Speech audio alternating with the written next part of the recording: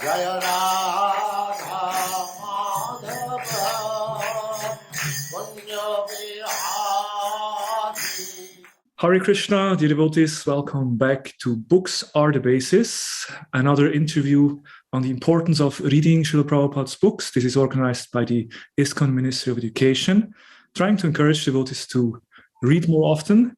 And our special guest today is His Grace Chandrashekar Acharya Prabhu. Hare Krishna. Hare Krishna, my obeisances, Uncle Prabhupada. Hare Krishna Prabhu, thank you so much for joining us. Thank you, it's my honor.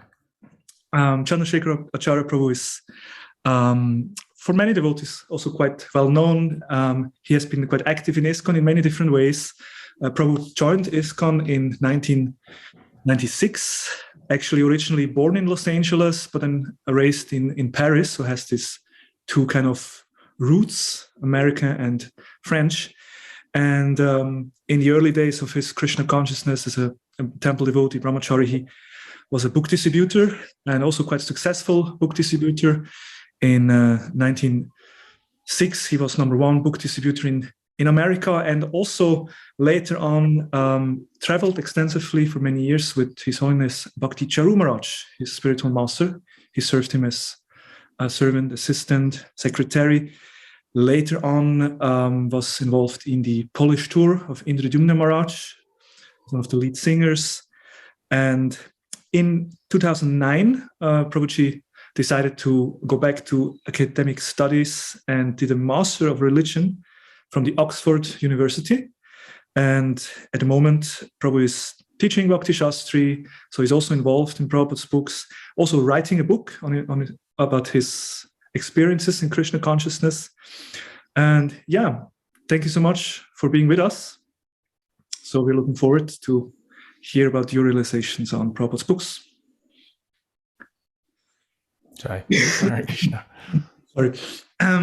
Okay, so we can start with the question how you first encountered Srila Prabhupada's books. What was your first, the first book you read? Do you remember which book you received, and what kind of an impact did it have in your life?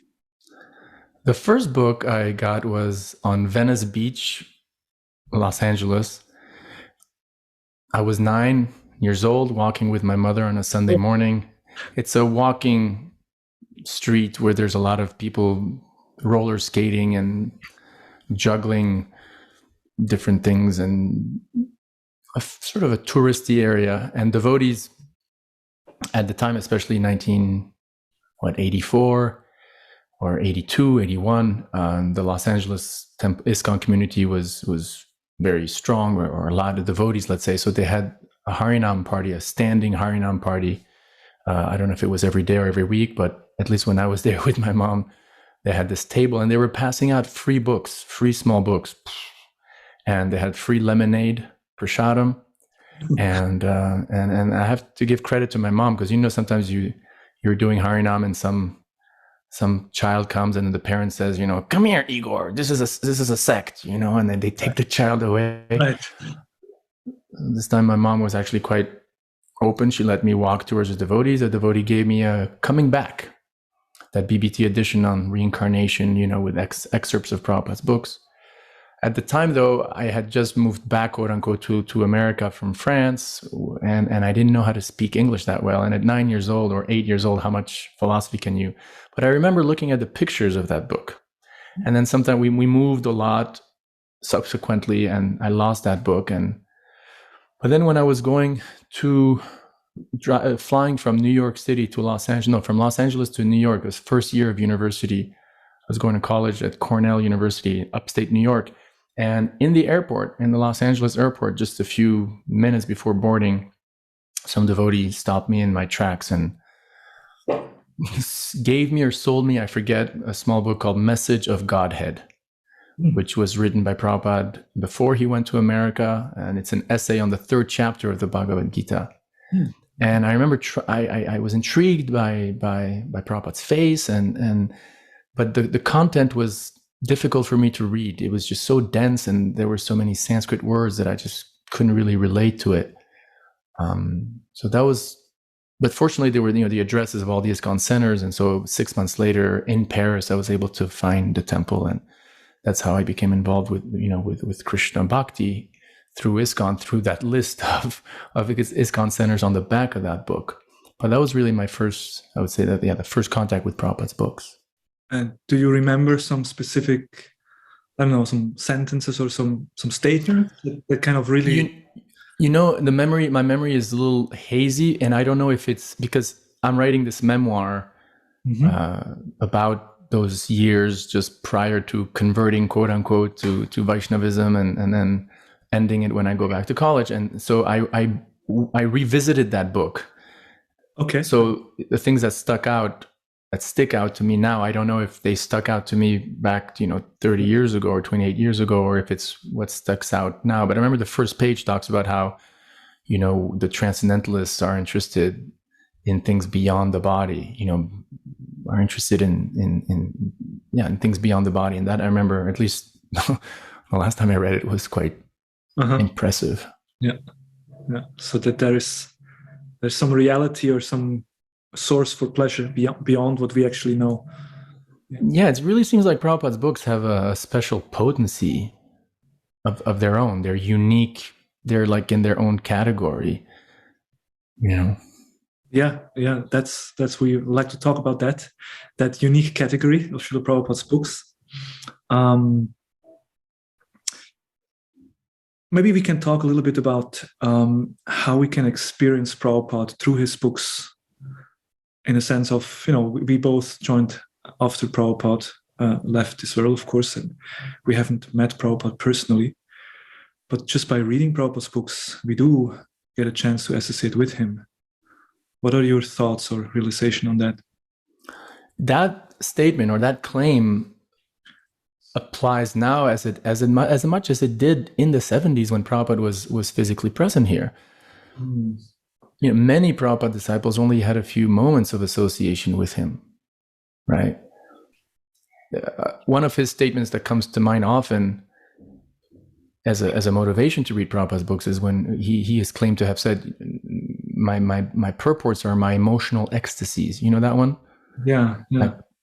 So it's like, whoa, an emotional ecstasy. If you really want to meet someone and know him, what greater privilege than to have a sneak preview, or have a view into what that person's emotional ecstasies are. So the shiksha, the shiksha of Prabhupada, already in the 70s, historically, was the main driving force for all his Diksha disciples. And it continues to be for those who never had those, 3 seconds here and 5 seconds there and one, exchange of eye glance in 1976. When you add that up, that's not much time. Not to minimize the impact that Prabhupada's Vapu had. I mean, you see the testimony of Prabhupada disciples, you see the videos of Yadubar Prabhu, and they're just like completely transfixed, right, in front of Prabhupada.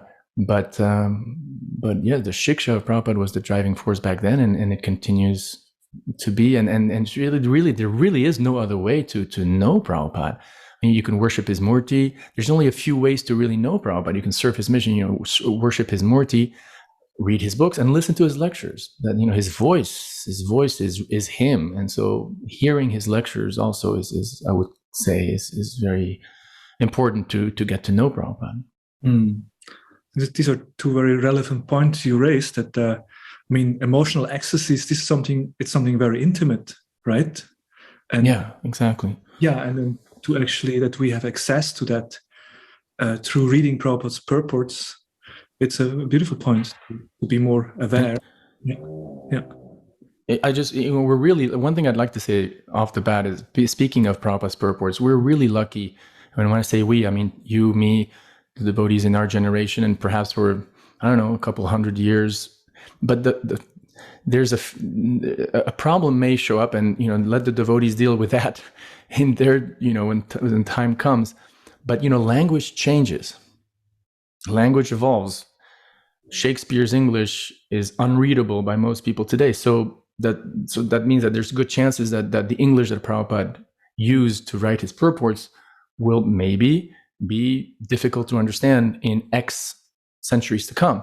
So again, like, I don't know what the future holds, but at least we can be very grateful that we are so close historically to Prabhupada and to the English that he used, that we understand literally 100% of the words he used. And so thank you, Krishna, for that. Yeah, and the point you emphasized, the importance of Vani, that even in those early days, most devotees got their nourishment, inspiration through that Vani. Yeah.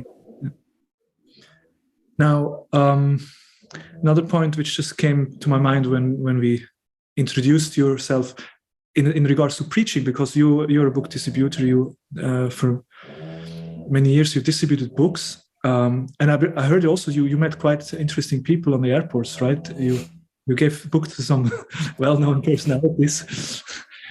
So preaching, how do you see the connection between preaching and reading Prabhupada's books? Like, in the sense of the importance of reading for those who want to share Krishna consciousness. Well, here I think I have to refer to one of ISKCON Switzerland's heroes, namely Harinamananda Prabhu, who, if those who are hearing or do not know him, he was part of that generation of devotees who distributed Prabhupada's books in the 90s primarily, and who were unbelievably, like inconceivably, superhumanly empowered to distribute just phenomenal numbers of books. Never been done before, perhaps will never be done in the future. And I only met him a few times, but I used to read that Northern European BBT publication, the Nectar of Book Distribution, the big fat red book, which has all these wonderful quotes from Prabhupada about the importance of reading and distributing his books, especially, and then personal testimonies from devotees across the planet who distribute Srila Prabhupada's books. And so Harinamananda appears a few times in there. And one thing that I still remember today from one of his testimonies, or one of his written realizations or transcribed realizations, is that he, for him, it was almost like the 16 rounds was almost like secondary in his sadhana. And he would read Prabhupada's books for 3 hours before going to distribute Prabhupada's books, before going out to do outreach work, right?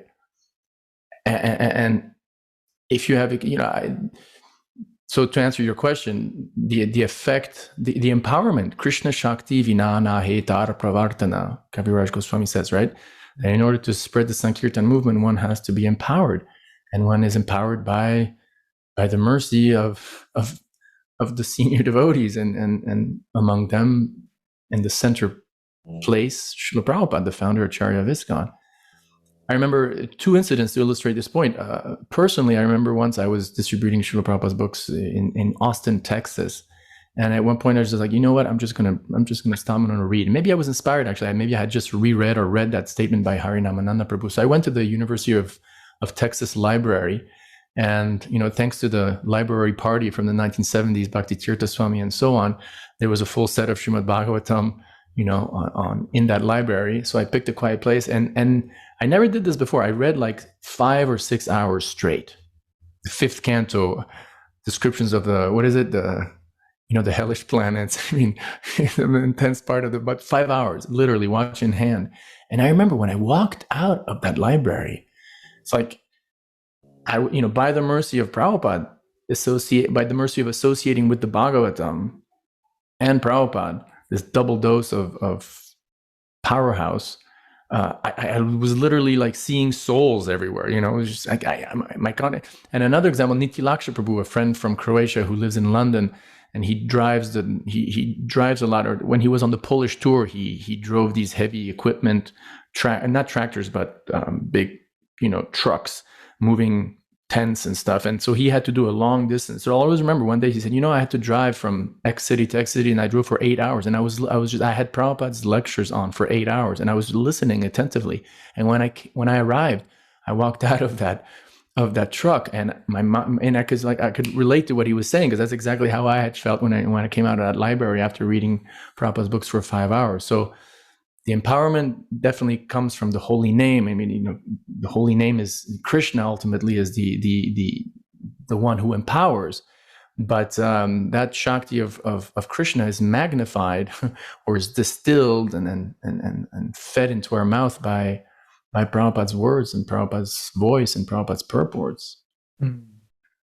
So by what you're explaining, basically reading Srila Prabhupada's books nourishes us. It gives that spiritual nourishment, which empowers us to serve and it keeps us pure also. For most of devotees, they don't live in temples, they don't live in ashram situations. So following the 4 regulative principles really is a challenge.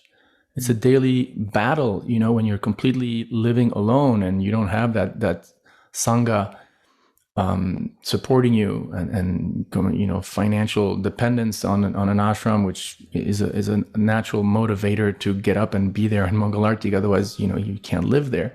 So for most devotees, they're just out there in the jungle, so to speak, of Kali Yuga, and so contacting Prabhupada's books, like you say, Prabhu, is a real source of nourishment and empowerment and an armor that protects them. So it's like at the same time, nourishment for their bhakti lata bij, but at the same time, an armor that really protects them from the onslaught of the the temptations of sense gratification. I think. Yeah, certainly I would agree. That, speaking from experience. Yeah. That Shravanam Kirtanam is that nourishing or watering the Bhakti Lata, so that is what gives us nourishment. When we speak of preaching, also, I think one aspect which we also discuss in our interviews is the Shastra Chakshu, seeing the world through the eyes of scripture, which is a natural result of really diving deep into Prabhupada's teachings. Would you like to share some realization on that, maybe on book distribution or in other circumstances, how you actually could, realize or see the world through the eyes of Shastra? I think that happens for all devotees on a daily basis. If they're following the process and engaging in devotional service. Just for example, the 3 modes of nature, reading again and again about the 3 modes of nature enables me. I'm speaking from experience, and I'll just say devotees in general, because I hope there's devotees who agree. They're able to, identify the influence of the mode of ignorance, the mode of passion, the mode of goodness, and then that's coming from having that spiritual vision, coming from reading Prabhupada's book. So they're able to make decisions, lifestyle decisions, based on that knowledge of the 3 modes of nature, simply, and then that same principle applies, I think, to every aspect of their life, and in terms of every aspect of the theology that's found in Prabhupada's books. Seeing people as souls, for example, being friendly to all living beings, compassion, always trying to see, what can I do to help somebody advance spiritually? That sense of, Pandita Samadarshina and compassion for other souls, that's not self-generated, that's not, it may be inherent in the soul, but precisely, Nitya Siddha Krishna Prema Sadhya Kabunoi Shravanadi Shuddha Chitte Karaido. It's precisely by the process of hearing and chanting about Krishna, and in our context, hearing from Prabhupada, reading the books that he translated and commented upon, that this Vigyan awakens. Yeah, that's beautifully described, because sometimes people think, well, I just listen to my heart, or I have this connection with God. Yeah. Don't need Shastras or something from outside. But actually that hearing process is just reawakens that which is already there. But it's kind of required. Yeah. That story of that Giriraj Swami tells, how in Bombay on the morning walk, one devotee told Prabhupada, sometimes I'm in Maya. And Prabhupada said, no, you're always in Maya. Sometimes you're in Krishna. So until we come to this sort of what's described in Shastra as a spontaneous level of Krishna consciousness, where you spontaneously are attracted to Krishna and you're not attracted to sense gratification, it's work. It's an exercise. It's a daily exercise. Now, Prabhuji, you're also teaching. You're teaching Bhakti Shastri courses. You did that in France, or it's online? It's an online institute called the Acharya Center for Bhagavad Studies. If you go on Google, if you go on YouTube, we just have a YouTube channel, Acharya Center for Bhagavad Studies, and it's officially registered with ISKCON North Carolina, Hillsboro. Technically, we're Hillsboro too, because Urmila Mataji teaches Bhakti Shastri there also. And right now we have 2 teachers, and it's a rolling enrollment. So we do the 4 modules of the Bhakti Shastri course: Bhagavad Gita, Sri Ishopanishad, Nectar of Devotion, Nectar of Instruction. And devotees can join at any model and follow the 4 modules. They're interchangeable. And yeah, it's a nice source of it's inspiring to read Prabhupada's books with other devotees, and ask pertinent questions that younger devotees may not have asked themselves. And it's a real pleasure to see other devotees dive into Prabhupada's books, and it's definitely a source of nourishment for me to be able to dive into Prabhupada's books like that systematically as well. Yeah. I personally also found teaching is such an amazing way to go deeper oneself, because if you want to teach, you really need to understand the subject matter deeply in order to share it with others. You teach Bhakti Shastri too, Prabhu, I think. I'm also teaching here in Zurich. Physically, like personally. Yes, and we are about to start a hybrid course where we have students in the classroom as well online. Yeah, in the sweet language of German. So. So you're teaching in German. Okay, that was my question. Yeah. So as a Bhakti Shastri teacher, we know we have this study aims, different goals that we want to achieve. And one of them is also understanding Prabhupada's mood and mission. You like to share some thoughts on that aspect? Like, how is it that reading Prabhupada's books helps us to understand his mood and mission, or some examples, how you experienced that in your life? Okay, I can think of 2 examples, and I think the mood and mission, especially the mood, but even the mood and mission of a spiritual leader, cannot be separated from his writing, from his we talk about the voice of the author in literary circles, right? The voice of the author. So that voice of the author could be another word for mood and mission. Mm-hmm. And that's inseparable from the author. So by associating with Prabhupada, you're associating with that person who has his mood and his mission, and that rubs off.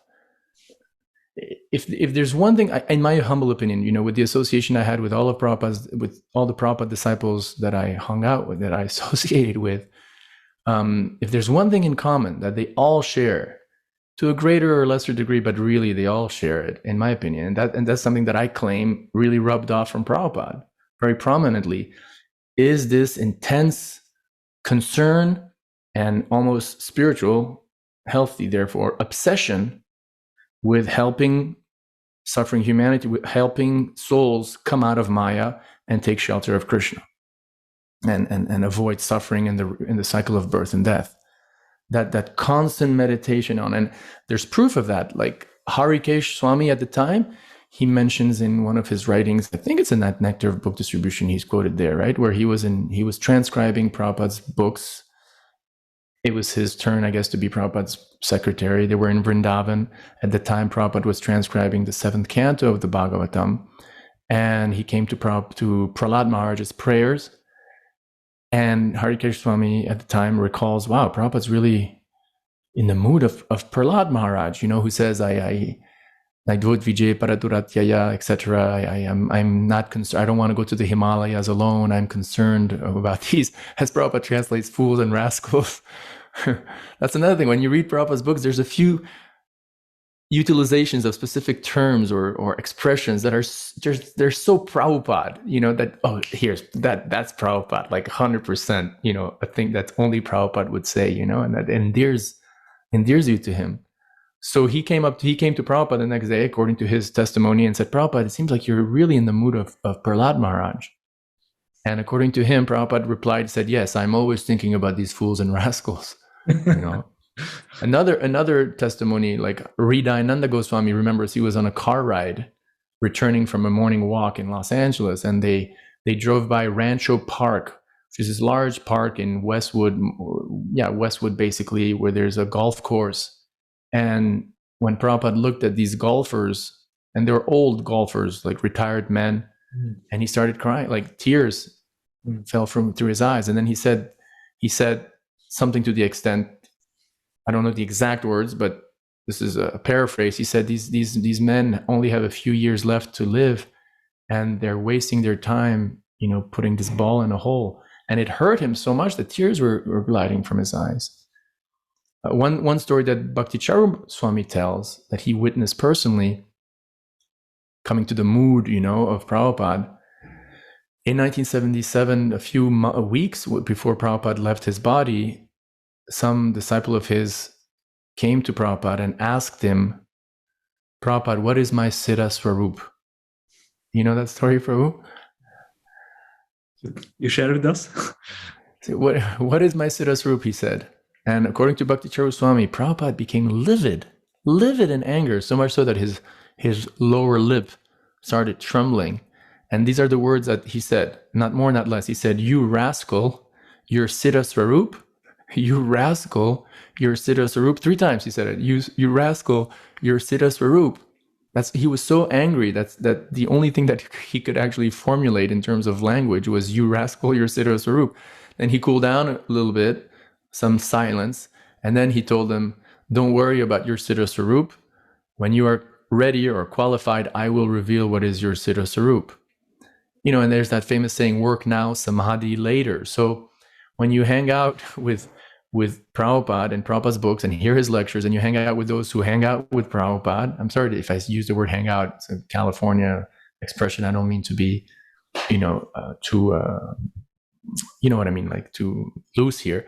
When you associate with Prabhupada or with those who associate with Prabhupada, you definitely get that mood. And that mood really was, in my at least experience and perception, that of bending your back backwards to help suffering humanity, doing, you know, what you need to do in terms of staying strong spiritually, in terms of following the 4 regulative principles, in terms of having good sadhana, of chanting, you know, your prescribed rounds and staying strong spiritually. And then your whole meditation is, how am I going to spread or help spread the holy name, Prabhupada's books, Krishna to people on this planet? You know, I think that was, if you ask me what was Prabhupada's mood and mission, I think that's that.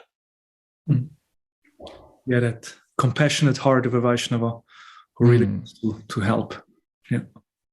Yeah, and that's something we get by associating with Prabhupada's disciples, hearing Prabhupada's pastimes, and also reading his books, because in his purports that also comes through. Yeah, that compassion. You grow in compassion towards other souls when you read Prabhupada's books, for sure.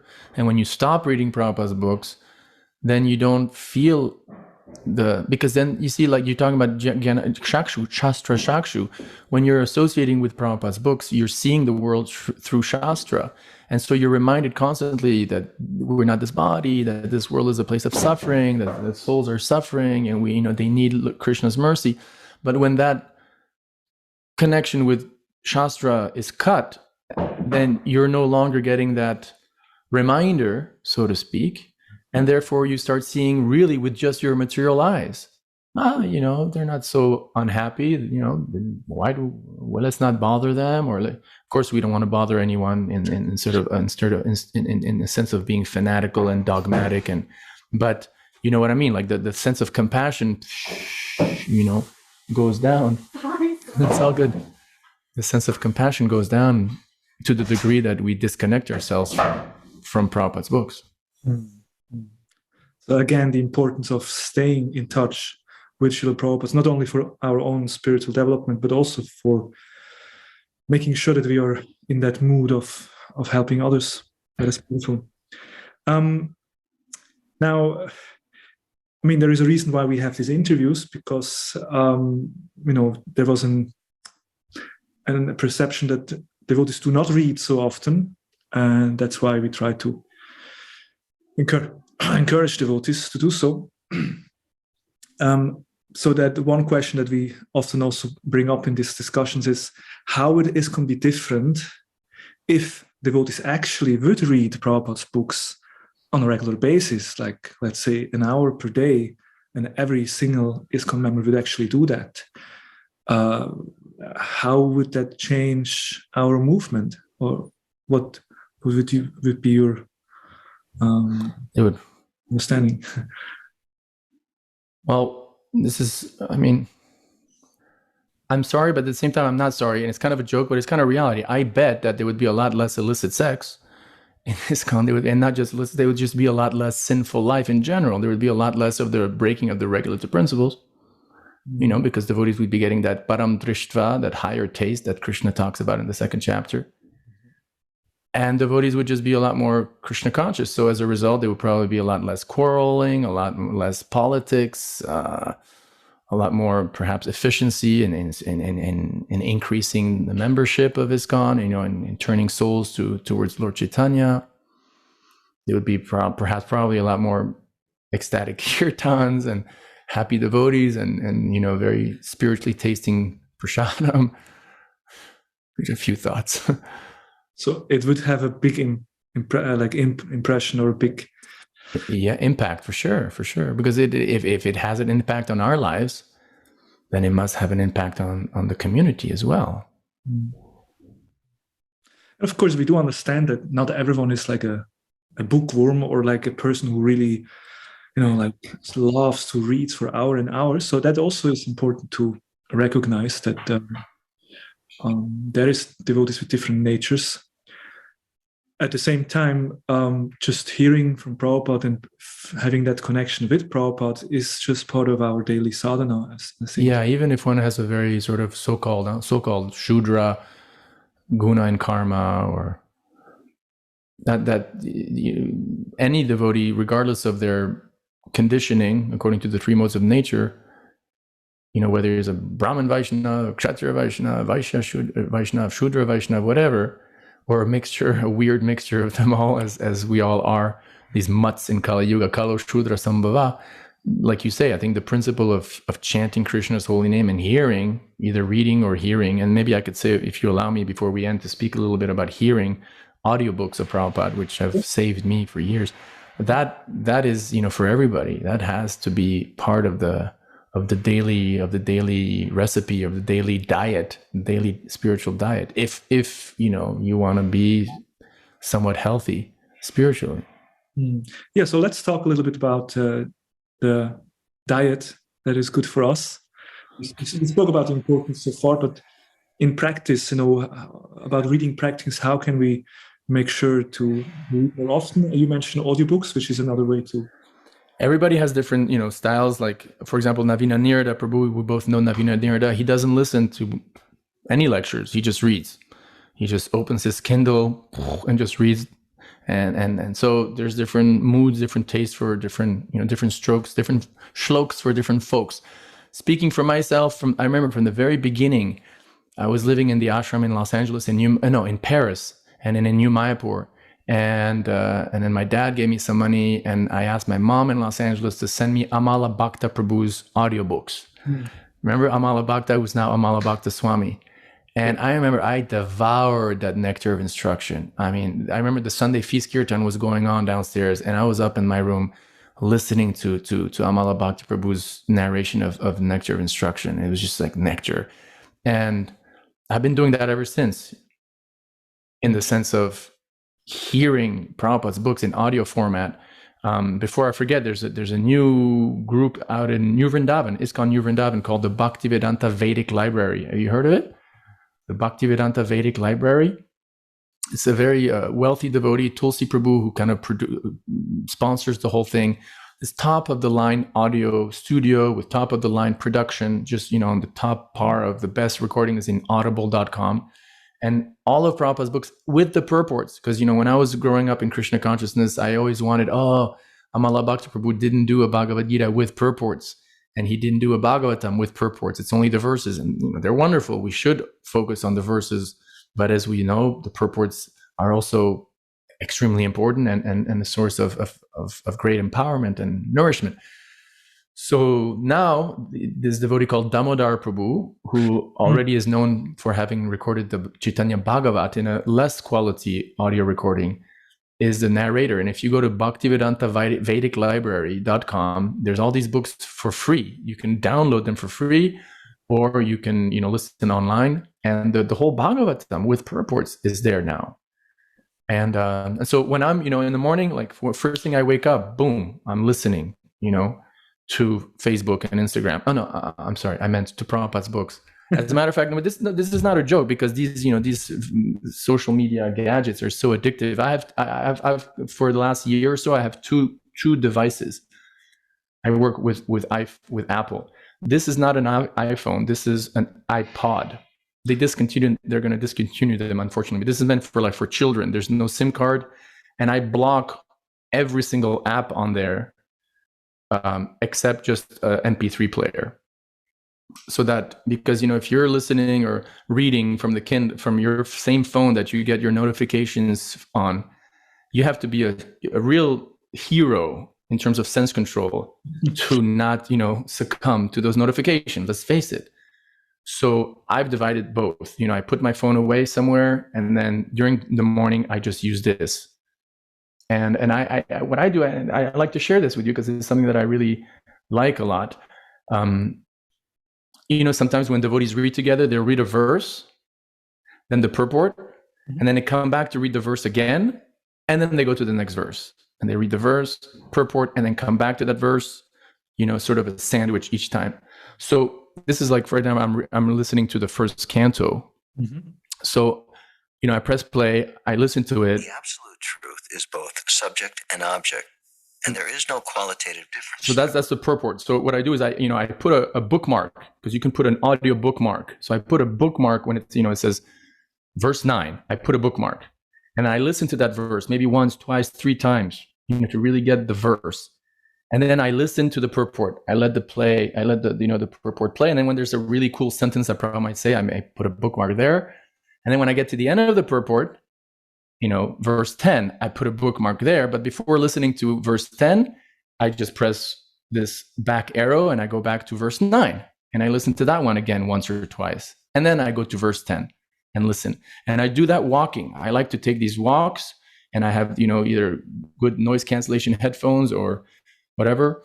And I just try to focus on, the verses and really get absorbed in the verses, listen attentively to the purports. And like that, go systematically through the whole Bhagavatam. And then I have a timer. I try to do 18 minutes a day, which is just the book. But then, when I'm doing my puja, I'm listening to a lecture. When I'm brushing my teeth, that's one thing you could save so much time. When you're brushing your teeth, when you're, taking a shower. I have a waterproof MP3 player. Yeah, it's great. It's waterproof. So when I'm in the shower, I'm listening to the Krishna book. When I'm brushing my teeth, I'm listening to the Krishna book.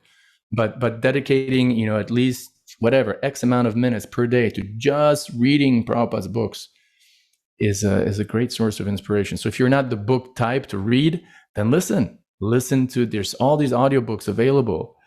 And if you're just the reading type, then yeah, read. Thank you for sharing. That's great. There's different ways to do it, and certainly many devotees will be in a similar situation, living outside, having a job. So then it's good to use any time we have to focus. I remember in the first canto, as well as I do, there's a purport where Prabhupada says hearing is more important than reading. It's originally the knowledge is heard. That's right. We know. I know at some point there were no shastras. Shastras came later. It's just hearing. Yeah, that's there. Yes. Would you like to share any other tips or how to overcome obstacles to read Srila Prabhupada's books? Any system, any ways you study, or? They kind of go hand in hand with either preaching and with the 4 regulatory principles. Conversely, like, so when, again, speaking from experience, someone who's had accidental fall downs, when you stray away from, the 4 regulatory principles, then it's like, Krishna says, Yeyatamam prapadyantetam satava bhajamyaham, right? He reciprocates. So at least in my experience, when you're not following the 4 regs ideally, or when you have a fall down or whatever, then lo and behold, you don't really have much taste for hearing Prabhupada's books, or the holy name for that matter, right? And we could say it's Krishna reciprocating, like, okay. And then conversely, when you please Krishna, when you render service to the Vaishnavas, are happy with you, they're pleased with you, or Krishna, Lord Chaitanya is pleased with you because you've given out a lot of books to people. And by the way, there's one thing I'll also would like to talk about briefly. Free book distribution is something that should be not looked down upon as apprentices. But when you're giving out, let's say when you're pleasing Lord Chaitanya, then oh wow, you read Prabhupada's books and you just get it so absorbed, isn't it? The experience can be so drastically different depending on your lifestyle and depending on how pleased Krishna is with you, which is a testimony to the mysticism, of Prabhupada's books. So the tip is, just try to live, as much as possible in sattva guna and chant good rounds and avoid Vaishnava aparad. And when you do that, then there's good chances that Prabhupada's books will be relishable. And then kind of like in the same connected point, when you read Prabhupada's books, then also you are much more inclined to follow a sattvic lifestyle and to help others become Krishna conscious. So you emphasize the importance of this purity. Yeah, how that actually helps also to attain a taste. We slowly come to an end, I guess. One question that also is important, I personally feel, is application. How do we make sure to apply what we heard, what we read? Any advice on that topic? How do you make sure to apply what you heard? I prayed that I can remember what I read or heard. I don't take notes. I saw you. We were sitting next to each other on Nishinga Chaturdashi in Simhachalam, and Sachinandan Swami was giving a lecture, and I noticed you pulled out your notebook and you were taking notes. And that's great. That's glorious. Like you said, everybody has their own different natures. So I think if we're sincere, then regardless of what our nature is to apply it, we just, I think at least if we pray that let me apply this, let me live by this, let me practice what I'm hearing here, then Krishna, kind as he is, would probably fulfill that desire and help us from within. Tesham satata yuktanam bhajatam pritipurvakam dadami buddhi yogam tam yamam vayantite. Yeah, taking shelter and really praying to be able to realize this transcendental knowledge. That's certainly powerful. And we hear, Divyogan Ride Prakashito, the realization comes from the mercy of the Vaishnavas and the mercy of the gurus, So there's also, we can do so much. There's only so much we can do to realize the knowledge, but ultimately it's grace, that the Vigyan, at least according to Narottam Das Thakur's song that we sing every day, Divyogan Ride Prakashito, it's, by the mercy of the guru or the gurus, then that, that knowledge becomes realized in the heart. Yeah, that certainly is the ultimate aim of study, to realize all this transcendental knowledge too. All right, thank you so much, Prabhu. My pleasure. It was great to talk to you and hear your thoughts and realization on this important topic. Do you have any last final words, a message, something you'd like to share with us? I think we're really lucky. We should feel really grateful.